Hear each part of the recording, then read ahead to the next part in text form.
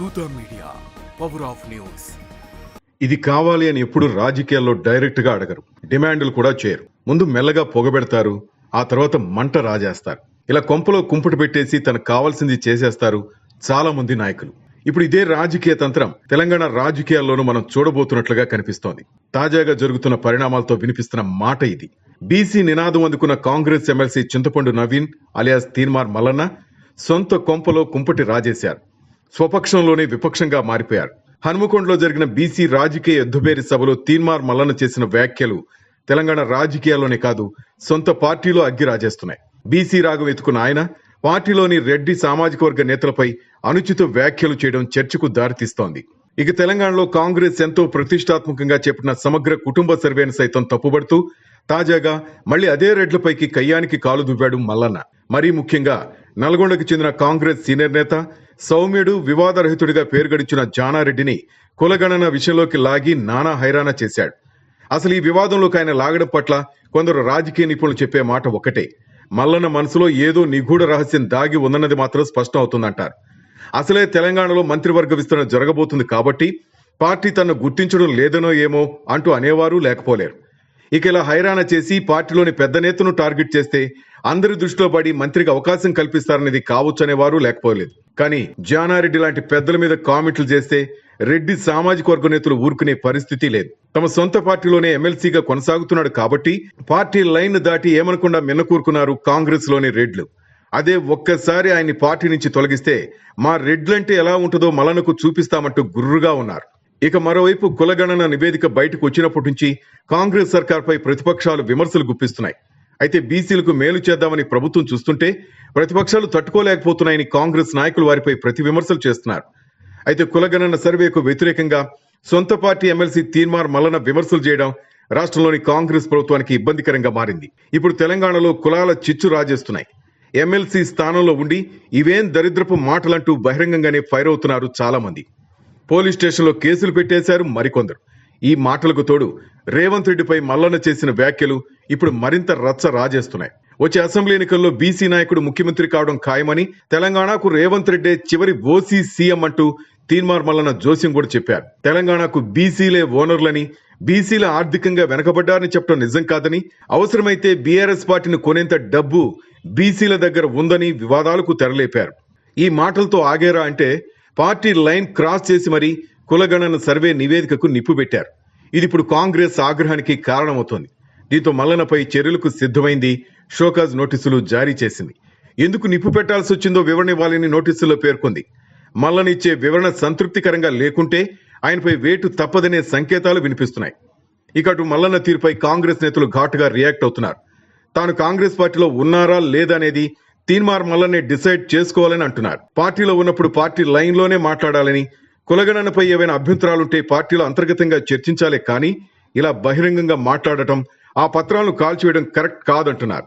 రెడ్లను తిట్టాడనో, కోమటి లాయర్ను దూషించాడనో పరిశీలించి వదిలేస్తే ఇప్పుడు ఏకంగా ప్రజలెన్నుకున్న ప్రభుత్వ తీరునే ఎమ్మెల్సీ మల్లన్న నిందిస్తున్నాడు. ఈ పరిణామం పాలక పార్టీకి ఇబ్బందికరమే. ఫలితంగా పీసీసీ క్రమశిక్షణా సంఘం మల్లన్నకు షోకాజ్ నోటీస్ జారీ చేసింది. నువ్వు మాట్లాడిన మాటలకు నీ వ్యవహార శైలిపై వివరణ ఇవ్వాలంటూ సంజాయిషీ కోరింది. ఇక సీఎల్పీ సమావేశాన్ని కూడా మల్లన్న డుమ్మా కొట్టాడు. అంటే ప్రభుత్వాన్నే కాదు పార్టీని కూడా ఇతను ధిక్కరిస్తున్నట్లేనా? పార్టీ గీత దాడితే ఎవరిని ఉపేక్షించేది లేదని సీఎల్పీ వార్నింగ్ ఇస్తోంది. తాజా పరిణామాల్లో చింతపండు నవీన్ అలియాస్ మల్లన్న ఘాటుగా స్పందించాడు. తాటాకు చప్పుడుకు భయపడే ప్రసక్తే లేదంటూ ప్రకటించాడు. బీసీల తరపు కొట్లాడుతున్న తనకు నోటీస్ ఇచ్చిన కాంగ్రెస్ ఏడ్చే రోజు తప్పక వస్తుందని వ్యాఖ్యానించాడు. ఇలా అరచేతిలో తుఫాన్గా అన్నట్లుగా మారింది కాంగ్రెస్ లో పరిస్థితి. అయితే ఇంత దారుణంగా మాట్లాడినా, పార్టీ నిర్ణయాన్ని ఇంతలా వ్యతిరేకించినా సీఎం రేవంత్ రెడ్డి కనీసం రియాక్ట్ కావటం లేదు, మౌనం వేడటం లేదు. ఎందుకు అనేది పక్కన పెడితే ఏకులా వచ్చి రేవంత్ కు మల్లన్న మేకులా తయారైనట్లు కనిపిస్తున్నాడు. నిజానికి మల్లన్నకు రేవంత్ ఇచ్చిన సపోర్ట్ అంతా ఇంత కాదు. సోనియా దగ్గర మల్లన్న పేరు ప్రత్యేకంగా ప్రస్తావించినట్లు ప్రతిపక్షంలో ఉన్నప్పుడు చాలాసార్లు చెప్పుకొచ్చారు కూడా. ఎమ్మెల్సీ ఎన్నికల్లో మల్లన్న గెలుపు కోసం రేవంత్ చాలానే కష్టపడ్డారు. అలాంటిది ఇప్పుడు రేవంత్ కు మేకులా మారిపోయాడు మల్లన్న. మల్లన్న మాటలు కులాల మధ్య చిచ్చు పెడుతుందా లేదా అన్న సంగతి పక్కన పెడితే రేవంత్ సీటు కిందకు నీళ్లు తెచ్చే ప్రయత్నం చేస్తున్నారనేది నిజం. మరో 10 ఏళ్లు తానే సీఎంనని రేవంత్ అంటుంటే రేవంతే చివరి రెడ్డి సీఎం అని 2028లో బీసీ బిడ్డే సీఎం అంటూ మల్లన్న స్టేట్మెంట్లు ఇస్తున్నారు. ఇదే ఇప్పుడు రేవంత్ కు ఇబ్బందిగా మారుతోంది. ముఖ్యమంత్రి సీటు కోసం కాంగ్రెస్ లో ఇప్పటికీ ఎదురు చూస్తున్న వాళ్ళు ఎంతో మంది ఉన్నారు. ఇన్నాళ్ళు అవకాశం లేక, అవకాశం రాక సీఎం సీటుకు దూరంగా ఉండి వెయిట్ చేస్తున్న కాంగ్రెస్ బీసీ నాయకుల్లో మల్లన్న మాటలు కొత్త ఆశలు క్రియేట్ చేసినట్లే కదా అనే అభిప్రాయాలు వినిపిస్తున్నాయి. ఒక్క మాటతో రేవంత్ సీటు కిందకు నీళ్లు తీసుకువచ్చినట్లే అనే చర్చ జరుగుతుంది. అయితే ఒక్కటి మాత్రం నిజం, బయటకు కనిపించేదేది నిజం కాదు రాజకీయంలో. ఆయన అలా ఎందుకు మాట్లాడారు, అసలు అలా మాట్లాడొచ్చా, అలా మంట పెట్టొచ్చా అన్న సంగతి ఎలా ఉన్నా అటు ఇటు తిరిగి వ్యవహారం రేవంత్నే టార్గెట్ చేసే పరిస్థితులు కనిపిస్తున్నాయి. ఇంత సెన్సిటివ్ కాబట్టే ఆయన కూడా మౌనంగా ఉన్నారన్న చర్చ జరుగుతోంది. ఇక మల్లన్న రేవంత్ రెడ్డి లాగే షార్ట్ టర్మ్ లో ఎదిగి బీసీ నేతగా సీఎం కుర్చీలో కూర్చోవాలనే కుటిల ఆలోచన కూడా కావచ్చు అంటున్నారు రెడ్డి సామాజిక వర్గం వారు. రేవంత్ రెడ్డి అప్పట్లో కేసీఆర్ ను నిత్యం తిడుతూ ఘాటుగా స్పందిస్తూ కాంగ్రెస్ పెద్దల కంట్లో పడి సీఎం అయినట్లు మల్లన్న కూడా నిత్యం వార్తల్లో ఉంటూ ఒక పెద్ద వర్గమైన రెడ్లను టార్గెట్ చేసి సీఎం అవుదామనుకుంటున్నాడేమో. మరి నల్గొండకు చిన్న రెడ్లను మాత్రమే టార్గెట్ చేస్తూ ఇక్కడి నుంచే చక్రం తిప్పాలని చూస్తున్నట్టున్నాడు మన చింతపండు. కాంగ్రెస్ లో ఒక సామాజిక వర్గం బీసీలను రాజకీయంగా ఎదగనీయకుండా చేస్తుందని మల్లన్న ఆరోపించారు. అంతేకాదు ఎమ్మెల్సీ ఎన్నికల్లో తను గెలవనీయకుండా ఆ సామాజిక వర్గం తీవ్ర ప్రయత్నాలు చేసిందని వ్యాఖ్యానించారు. తీన్మార్ మల్లన్న చేసిన ఈ కామెంట్స్ పై మంత్రి కోమటిరెడ్డి స్పందించారు. గెలుపోటములను వ్యక్తులు కాదు ప్రజలు నిర్ణయిస్తారని, ఎమ్మెల్సీ ఎన్నికల వేళ తీన్మార్ మల్లన్న బీఫామ్ నాకే ఇచ్చారని గుర్తు చేశారు కోమటిరెడ్డి. ఆ సందర్భంగా పెద్ద ర్యాలీ చేసి అన్ని వర్గాలను మెప్పించి గెలిపించుకున్నాం.